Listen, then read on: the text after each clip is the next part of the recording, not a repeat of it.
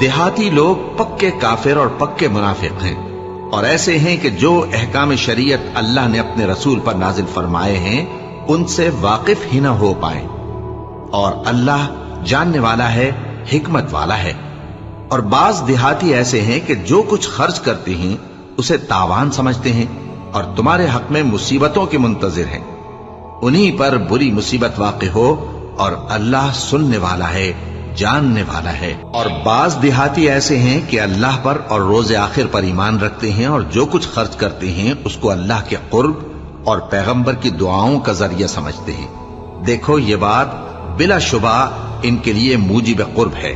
اللہ ان کو عنقریب اپنی رحمت میں داخل کرے گا، بے شک اللہ بخشنے والا ہے، مہربان ہے۔ جن لوگوں نے سبقت کی یعنی سب سے پہلے ایمان لائے، مہاجرین میں سے بھی اور انصار میں سے بھی، اور جنہوں نے نیکوکاری کے ساتھ ان کی پیروی کی، اللہ